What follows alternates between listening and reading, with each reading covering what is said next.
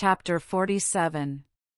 Was never true love loved in vain, for truest love is highest gain. No art can make it, it must spring where elements are fostering. So in heaven's spot and hour springs the little native flower, downward root and upward eye, Chopin by the earth and sky.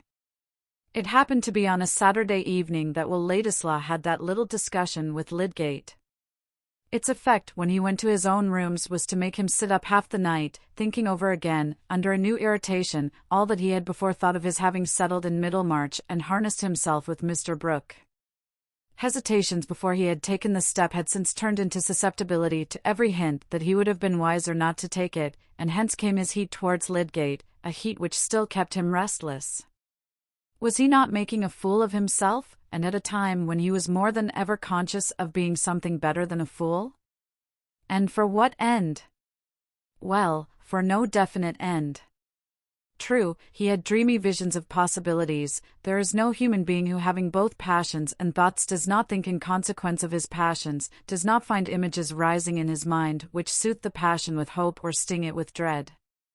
But this, which happens to us all, happens to some with a wide difference, and Will was not one of those whose wit keeps the roadway. He had his bypaths where there were little joys of his own choosing, such as gentlemen cantering on the highroad might have thought rather idiotic. The way in which he made a sort of happiness for himself out of his feeling for Dorothea was an example of this. It may seem strange, but it is the fact, that the ordinary vulgar vision of which Mr. Casaubon suspected him, namely, that Dorothea might become a widow, and that the interest he had established in her mind might turn into acceptance of him as a husband, had no tempting, arresting power over him. He did not live in the scenery of such an event, and follow it out, as we all do with that imagined otherwise, which is our practical heaven. It was not only that he was unwilling to entertain thoughts which could be accused of baseness, and was already uneasy in the sense that he had to justify himself from the charge of ingratitude. The latent consciousness of many other barriers between himself and Dorothea besides the existence of her husband had helped to turn away his imagination from speculating on what might befall Mr. Casaubon. And there were yet other reasons. Will, we know, could not bear the thought of any flaw appearing in his crystal. He was at once exasperated and delighted by the calm freedom with which Dorothea looked at him and spoke to him, and there was something so exquisite in thinking of her just as she was, that he could not long for a change which must somehow change her. Do we not shun the street version of a fine melody, or shrink from the news that the rarity, some bit of chiseling or engraving perhaps, which we have dwelt on even with exultation in the trouble it has cost us to snatch glimpses of it, is really not an uncommon thing, and may be obtained as an everyday possession? Our good depends on the quality and breadth of our emotion, and to Will, a creature who cared little for what are called the solid things of life and greatly for its subtler influences, to have within him such a feeling as he had towards Dorothea, was like the inheritance of a fortune. What others might have called the futility of his passion made an additional delight for his imagination. He was conscious of a generous movement, and of verifying in his own experience that higher love poetry which had charmed his fancy.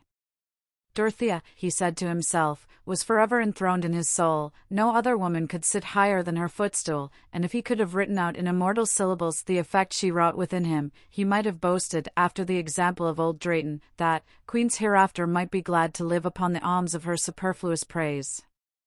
But this result was questionable. And what else could he do for Dorothea? What was his devotion worth to her? It was impossible to tell. He would not go out of her reach. He saw no creature among her friends to whom he could believe that she spoke with the same simple confidence as to him. She had once said that she would like him to stay, and stay he would, whatever fire-breathing dragons might hiss around her. This had always been the conclusion of Will's hesitations. But he was not without contradictoriness and rebellion even towards his own resolve. He had often got irritated, as he was on this particular night, by some outside demonstration that his public exertions with Mr. Brooke as a chief could not seem as heroic as he would like them to be, and this was always associated with the other ground of irritation, that notwithstanding his sacrifice of dignity for Dorothea's sake, he could hardly ever see her. Whereupon, not being able to contradict these unpleasant facts, he contradicted his own strongest bias and said, "I am a fool." Nevertheless, since the inward debate necessarily turned on Dorothea, he ended, as he had done before, only by getting a livelier sense of what her presence would be to him, and suddenly reflecting that the morrow would be Sunday, he determined to go to Lowick Church and see her. He slept upon that idea, but when he was dressing in the rational morning light, objection said, "That will be a virtual defiance of Mr. Casaubon's prohibition to visit Lowick, and Dorothea will be displeased." "Nonsense," argued Inclination, "it would be too monstrous for him to hinder me from going out to a pretty country church on a spring morning. And Dorothea will be glad. It will be clear to Mr. Casaubon that you have come either to annoy him or to see Dorothea." "It is not true that I go to annoy him, and why should I not go to see Dorothea? Is he to have everything to himself and be always comfortable? Let him smart a little, as other people are obliged to do. I have always liked the quaintness of the church and congregation. Besides, I know the Tuckers, I shall go into their pew." Having silenced objection by force of unreason, Will walked to Lowick as if he had been on the way to paradise, crossing Housel Common and skirting the wood, where the sunlight fell broadly under the budding boughs, bringing out the beauties of moss and lichen, and fresh green growths piercing the brown. Everything seemed to know that it was Sunday, and to approve of his going to Lowick Church. Will easily felt happy when nothing crossed his humor, and by this time the thought of vexing Mr. Casaubon had become rather amusing to him, making his face break into its merry smile, pleasant to see as the breaking of sunshine on the water, though the occasion was not exemplary. But most of us are apt to settle within ourselves that the man who blocks our way is odious, and not to mind causing him a little of the disgust which his personality excites in ourselves. Will went along with a small book under his arm and a hand in each side pocket, never reading, but chanting a little, as he made scenes of what would happen in church and coming out. He was experimenting in tunes, to suit some words of his own, sometimes trying a ready-made melody, sometimes improvising. The words were not exactly a hymn, but they certainly fitted his Sunday experience. "O me, what frugal cheer my love doth feed upon! A touch, a ray, that is not here, a shadow that is gone, a dream of breath that might be near, and in the echoed tone, the thought that one may think me dear, the place where one was known, the tremor of a banished fear, an ill that was not done, O me, what frugal cheer my love doth feed upon." Sometimes, when he took off his hat, shaking his head backward, and showing his delicate throat as he sang, he looked like an incarnation of the spring whose spirit filled the air, a bright creature, abundant in uncertain promises. The bells were still ringing when he got to Lowick, and he went into the curate's pew before anyone else arrived there. But he was still left alone in it when the congregation had assembled.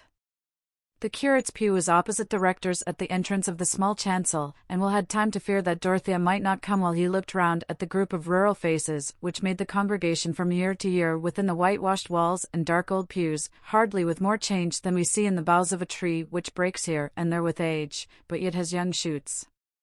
Mr. Riggs's frog face was something alien and unaccountable, but notwithstanding this shock to the order of things, there were still the walls and the rural stock of the Powderells in their pews side by side. Brother Samuel's cheek had the same purple round as ever, and the 3 generations of decent cottagers came as of old with a sense of duty to their betters generally, the smaller children regarding Mr. Casaubon, who wore the black gown and mounted to the highest box, as probably the chief of all betters, and the one most awful if offended.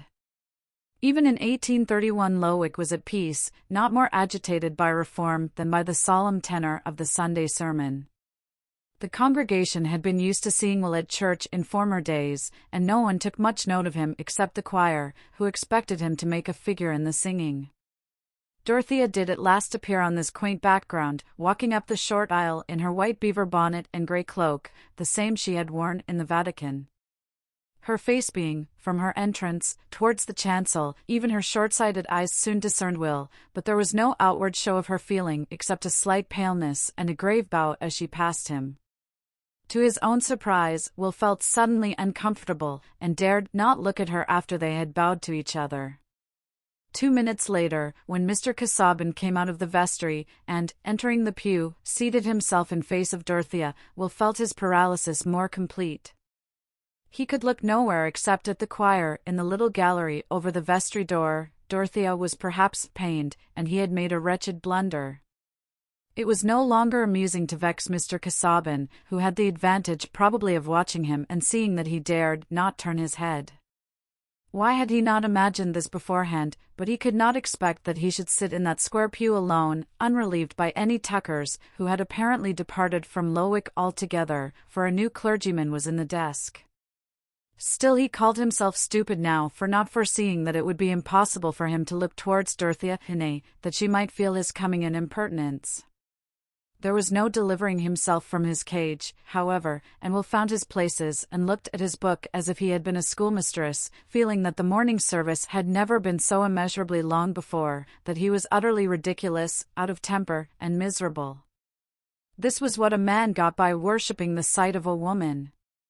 The clerk observed with surprise that Mr. Ladislaw did not join in the tune of Hanover, and reflected that he might have a cold. Mr. Casaubon did not preach that morning, and there was no change in Will's situation until the blessing had been pronounced and everyone rose. It was the fashion at Lowick for the betters to go out first. With a sudden determination to break the spell that was upon him, Will looked straight at Mr. Casaubon. But that gentleman's eyes were on the button of the pew door, which he opened, allowing Dorothea to pass, and following her immediately without raising his eyelids. Will's glance had caught Dorothea's as she turned out of the pew, and again she bowed, but this time with a look of agitation, as if she were repressing tears. Will walked out after them, but they went on towards the little gate leading out of the churchyard into the shrubbery, never looking round. It was impossible for him to follow them, and he could only walk back sadly at midday along the same road which he had trodden hopefully in the morning. The lights were all changed for him both without and within.